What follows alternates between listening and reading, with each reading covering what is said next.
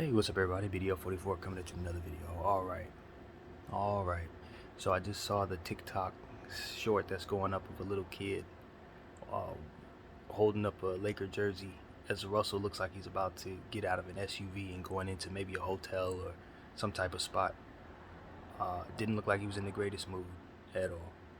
But, a little young kid, probably about 12, 11, somewhere around that age. It's like, hey, Russ, would you sign my jersey? Please, Russ, you're my favorite player. Please, Russ. And it looked to me that Russ did not acknowledge him. I looked at one person's reaction. They said it looked like he had taken a deep breath, as if he wanted to sign it but couldn't. That was the one person's perception of it. And he was acknowledging that these guys have certain contractual obligations to not put their signature on certain things unless it's done a certain way or what have you. So, that was the first person's reaction I wanted to give to you, because I think going to the most positive place first is a rare thing. Now, what my perception was a guy who was in his own moment and could care less about what that kid was talking about, regardless if it was positive, negative, you're my favorite player. None of it, to me, looked like the person Russell had. It looked like he didn't have any care for that energy that was positive. Now, who knows what he's going through in real life, in his mindset. I've had moments in my life where I wouldn't recognize myself. You know what I mean? I'm not sitting here saying that I ever want to be seen doing something like that, because that's not really in my spirit. I'm always going to try to acknowledge people. It's just some personality trait. But even if it wasn't a personality trait, when you're famous, people got cameras all over the place, the last thing you want to do is be seen as somebody who doesn't want to acknowledge one of your fans, whether they be a young person or, you know what I mean? You want to acknowledge your fans, especially if they're pleading like that, talking about you're my favorite player. It's rough, man. You just don't want this type of footage out, because you got a reputation of being someone who has a good heart. Even though people talk about him on the court, one of the things they always say is he also does a lot of good, and I've seen that enough from Russell Westbrook to know that this was not something that he should want out there at all. And he has kids of his own, and you just got to think, like, what if that's your child going up to one of their favorite and you don't acknowledge them, or that starter doesn't acknowledge your kids? I mean, it's like, how does that make you feel as a father? How does it make you feel as an uncle? That kind of thing. It's like, we just want to acknowledge children when they are fans of us. You know what I mean? At least let them know, hey, I can't sign this for contractual reasons, buddy. That's all you gotta say. I can't sign this. I'd like to. Sorry, I can't do something. Give him a salute, head nod, something. But to kind of either not acknowledge him or throw a snarl in his way, I don't know that kid can do any good with that energy. You know what I mean? Regardless of how you're feeling, regardless of what bad news might have came your way or who might have pissed you off, we gotta find a way to be at least considerate enough to care about people's feelings when the camera's on. You know what I mean? When people are watching us, and we have our own image to consider as well. I know Russell Westbrook's going through a lot, and if he follows me, I'm sure I ain't helping. You know what I'm saying? I'm just gonna be honest. Our opinions on this channel have been constructive but harsh, and I don't make no apologies for that, because I react as a fan. And there are other players to consider other than just one. And if one guy is ruining certain situations, then it's everybody else who's going to have to suffer. And it's their efforts that go by the wayside because of it. And I just am about the team. But at the same time, it's like, when you're talking about the team, you got to consider the individuals on it. And Russell Westbrook, he's had a tough time here, man. Excuse me. And regardless of what you think of his way of going about the basketball game, it's been a year or two of some really, really, really uncomfortable moments that he hasn't been able to shake off or get away from or escape from. So if his energy is bad off the court and he ain't smiling like he is at the end of losses, or he ain't rocking the baby like he is after he lays the ball up in the streets when you see him, I'd imagine it's because all of that stuff is turned off and he has to deal with whatever else is going on in his life, on top of the fact that he has not performed well in his hometown team that just so happens to be the pinnacle team of the whole league, and he's supposed to be a Hall of Famer, and he can't seem to, you know what I mean, get right. And so if he's having a tough time, I'd say it's accredited to all of that, as well as whatever else may be going on in his personal life that is none of our business. But at the end of the day, what is our business is when we see an example of him, not acknowledging a child who's saying that that's their favorite player and begging them to sign the jersey. You know what I mean? It's just not what you want. It's not the example you want out there. It's not the energy you want out there. And I just feel like it's not something that we can really do anything good with when we're talking about Russell Westbrook and his character. That doesn't allow us a lot to derive from in a positive light. And I just wish that he didn't allow that to be the case. And I wish a lot of us would take a look at that if you're going to be in the limelight or in the public eye, and just understand how bad that makes you look. I take it back to an analogy that I may have mentioned on this camera once when I was a kid, getting on the bus with my mother, and just standing to the side as an elderly lady got on the bus and proceeded to watch one of the patrons, who was a grown man, probably in his 30s, refused to get up to help her sit down or to allow her to have his seat for whatever reason. And the energy that he put out when he was asked to, you know what I mean? If he had a medical condition of some sort or something like that, it would have been very easy for him to say, you know what, I just can't do it today for physically myself. But instead, he giving out all kinds of cuss words. I ain't got it, making himself look bad. And the only thing that came to mind is the only thing he accomplished was making himself look like someone who deserved the worst of things. Everybody on that bus had something negative to say about him in that moment, and he allowed for that. He allowed for that by either not getting up when he was able to, or not communicating that he wasn't able to, so that his respect could stay intact. And these are the things we do to attack ourselves. And it's like, Russell, if you're gonna put out that type of energy in the world, then it may come back in the form of you struggling on the basketball court. It may come back in the form of you not being able to get right, running around on the court. I mean, these type of things, I don't know if they go hand in hand, but it certainly stand to reason when we get rid of those, some of that, maybe other things come around. This is what I was talking about in my own life when I was in a depressive state and didn't know how to think positively and all that stuff. It brought about the wrong results. It made it so that it was difficult for me to accomplish things in a group setting, because as an individual, I never found myself on my own side. And it would start and end with little things like this, where I'm going about handling other things the wrong way, handling people the wrong way. And then as a result, I feel bad about myself, and it bleeds into other things. And I'm none the wiser because I ain't even looking at it that way. But that's what it ultimately was when I started breaking it down. It's like, I gotta be able to be productive in order to appreciate self. Then from there, I can be better for others. It's like, where does it start? Are you going around struggling on the court? That's cool. But if you're struggling on the court and you take that and use those frustrations and take them out on other people, it's not gonna bring you back nothing that's gonna make you feel better about what you're doing on the court. It ain't gonna do anything but further deteriorate other aspects of your life, in my opinion. And then we talk about, what are we chasing? What are we aiming for? Are we looking for excellence? It's like a lot of that stuff, it does trickle down to other areas. Even though this is far outside of what it is that I'm sure of, I can think of it and I'll just bring it to you. It's like, if we're not doing things the right way on the court in whatever world that we're supposed to be involved in, we're not shooting the ball properly, doing whatever, people are going to look at us a certain way. They're going to see us as not taking the game seriously.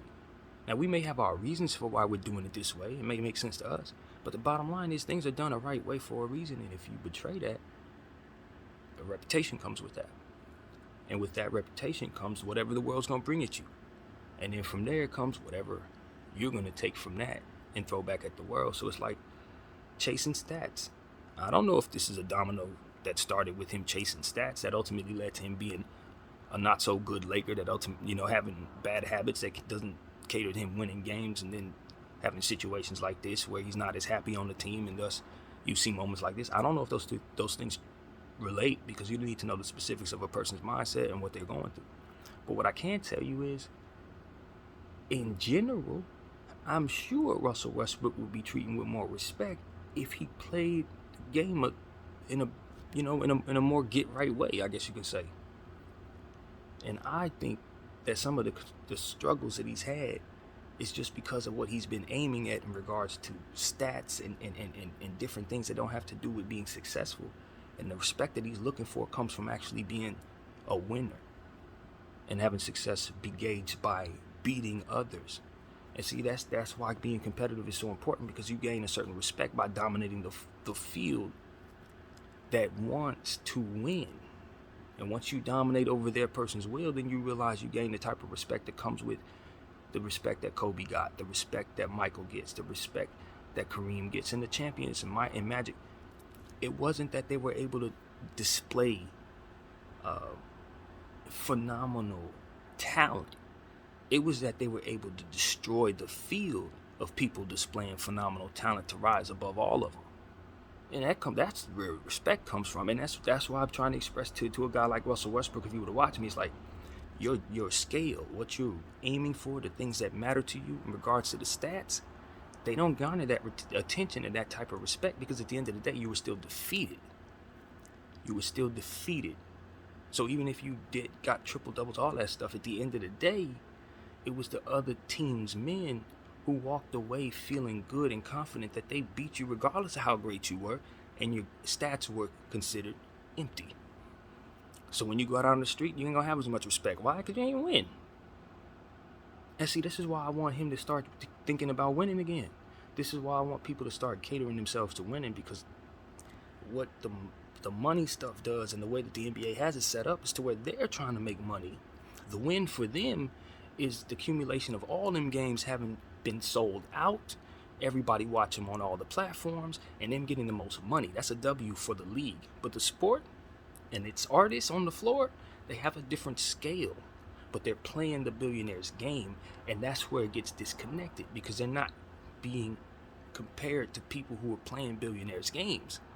They're getting compared to the people who are playing the sport, so it becomes compromised.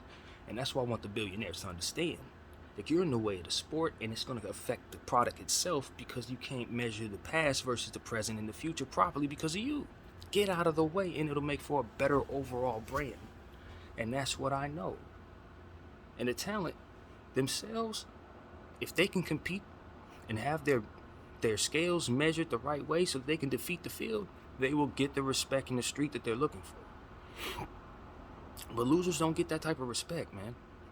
Because everybody can display how good they are, but if you can't rise to the pressured moments, if you can't rise to the moment when it matters, when everybody is stressed out and can't think, if you're a surgeon in those moments, that's why you're elite, because you can do what others can't. You can defeat stress and fear.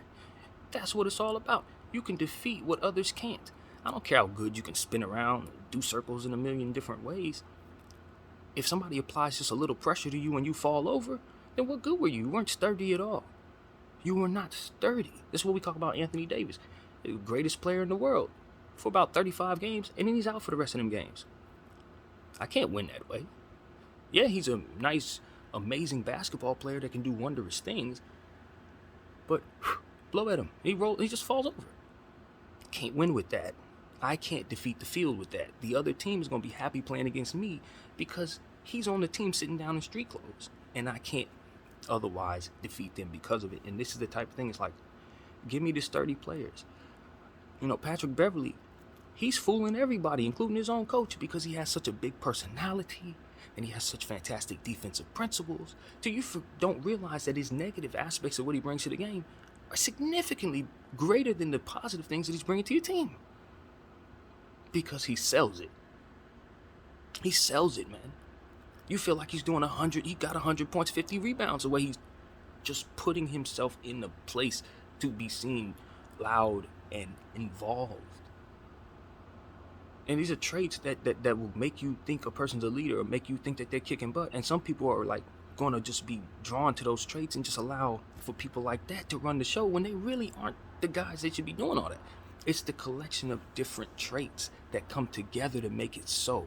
He's the voice, Bron's the action, AD's the enforcing the defense and the incredible fragile player, and it comes together so that they can form a Voltron that by personality in Patrick Beverly and physical and Anthony Davis's defensive gifts and all of that can go forth. But if you're just paying attention to the voice and you don't have the representative work behind it that can make it come together, you're just fooling yourself.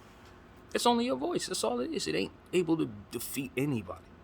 And so these are things I'm talking about. Like, forget all that. Stop falling into personality traits, all that stuff. Everybody's happy when they're winning, man. Give me the unassuming dudes that ultimately just help on the plus minus so we can defeat the other team, get the respect from the people in the street, and feel good about ourselves. That's what it's all about. I want to win. Winning does that for us as a team. And Russell Westbrook's aiming to get stats and stuff like that because he just didn't see the angle I'm trying to express to you, obviously. Because nobody in their right mind is going to choose getting stats over winning if they know what it is they want. You want the respect. That's all it is. That's all it ever is. And if you think you get the respect by the stats, I'm proving you don't. I'm proving you don't. Because when the pressure's on the line, what are you doing? Getting rolled over. And it's more impressive that somebody with lesser stats does it to you. That's the sad thing about it.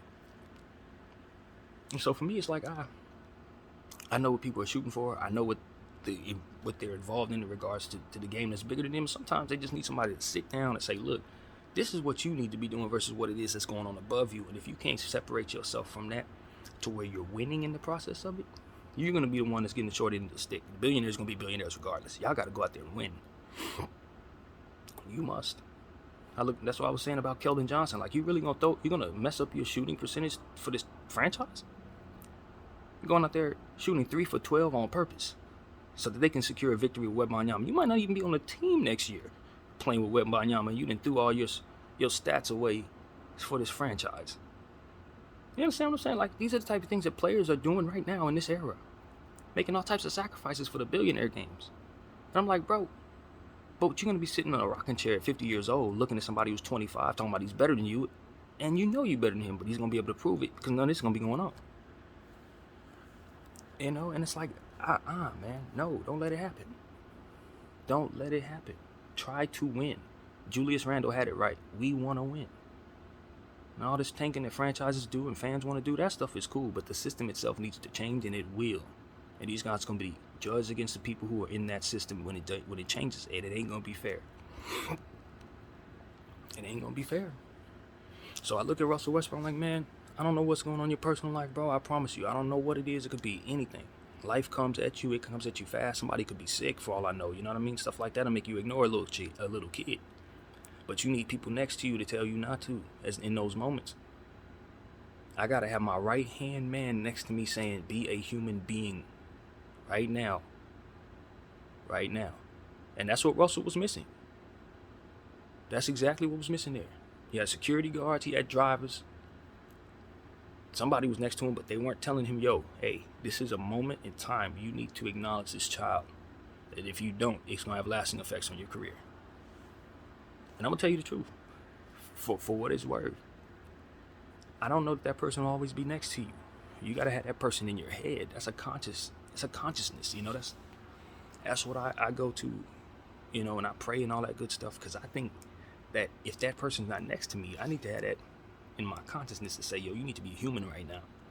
Don't let your emotions or what you got going on, or don't let these bad energies or whoever said what to you keep you from being a decent person in this moment, because that's exactly what that energy was for. Whatever the hell pissed Russell Westbrook off or whatever and put his mind in a space where he didn't want to acknowledge that kid, that was the only reason it was there. That's what I've come to understand. Them feelings ain't there for nothing else but to make you worse when somebody else needs you to be better. That's it. So if you understand what's coming against you and you understand why it's being used to make you worse and to ruin your reputation, then you got to off it in your own head. Yeah, say, nah, positivity first. If you believe in a God or something like that, that's where we going with these energies. Because I'm not going to make me a worse person in the moment. That's going to have lasting effects on somebody else's mind and how they view me and my last name, etc. You know what I mean? This kid said he was my favorite. I was his favorite player. And he walked away from the situation thinking I was the worst guy in the world. All because of whatever feelings I was feeling in the moment. Can't let it happen. Can't let it happen if you care about that kind of stuff. And if you don't, expect the world to come at you. This is what I say, like indifference, it comes with a price. You don't care, you don't care, you don't care. When you need someone to care, they may not care. I'm indifferent, I don't feel nothing, I don't feel nothing. When you need feelings and you need something the most, they ain't there. And it's like a lot of people say, well, that's why I'm indifferent, because they ain't never going to be there. You don't know that. Be the good you want to see in the world. You know what I mean? People always want to just assume that the world is bad, so they're going to be bad too, and that's why it is. Look around, there's a bunch of people doing that. Or you can just defy that. Say, no, I'm going to defy that entirely and react differently to whatever it is in front of me, because obviously this energy is only in place to keep me from doing so. And it ain't going to win. Because if winning's the motive, then it don't matter what it takes to win or what it is you're competing against. You got to succeed. So if it's bad energy versus you having a lasting positive effect on someone else, then just like anything else, you got to do what it takes to make it happen. So what we talking about? Not giving ourselves no out. What are we having fun out there? Or else are we having fun as we walking into the hotel? That definitely ain't fun. But it's equivalent to such when we don't shut that negative stuff off in our heads to acknowledge that human being right there, whose life we gonna change if we don't. And it's equivalent to not doing what you need to do to secure the victory. I'm telling you, winning comes in a million different ways, and if you think as a winner, you're gonna defeat all these little games that go on in your life. Not just the basketball court. You're gonna approach every single thing else the same way. Ego down, intentions and positive thinking up, because you know that's the best way to preserve your legacy in the world around you. I mean, these things matter, and we gotta teach them to our kids too if we figure them out. It'll keep the wolves off their backside, keep celebration in their lives. I'm telling you. So this is what I would tell Russell Westbrook, man.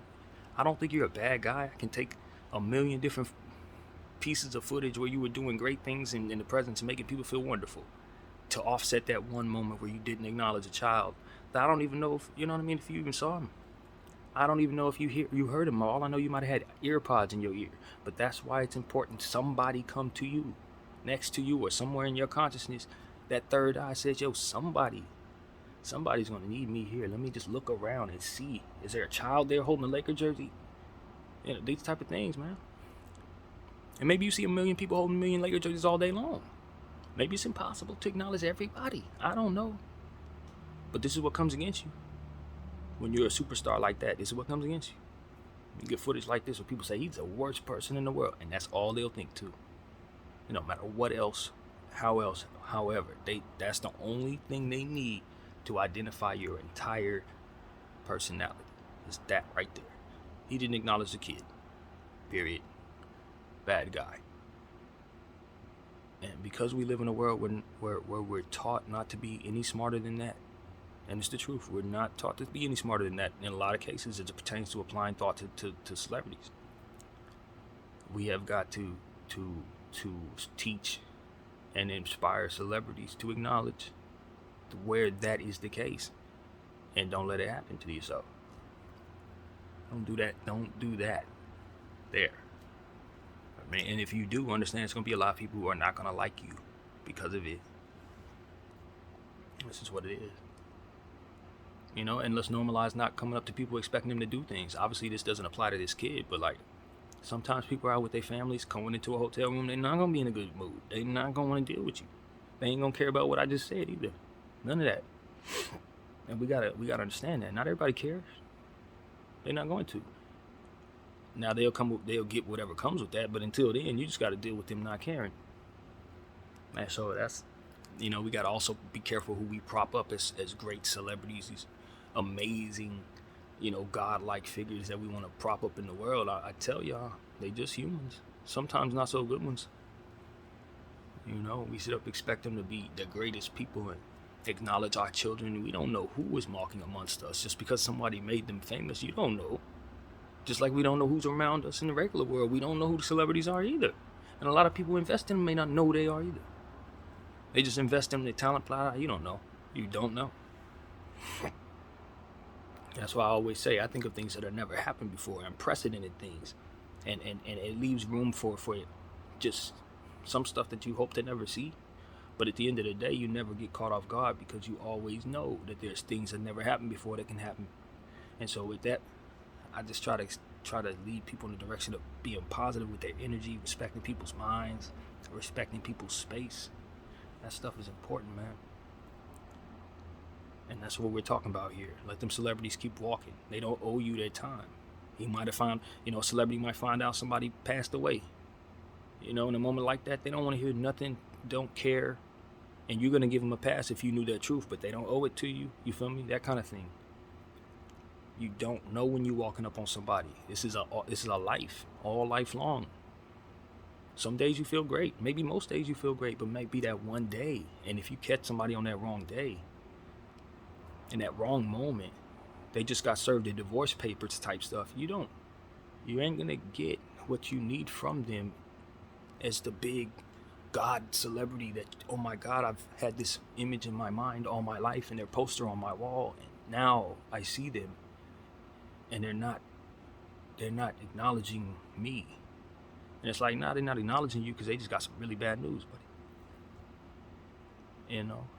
They're really worried about somebody they really love, and they really, really can't tell you that because who the hell are you?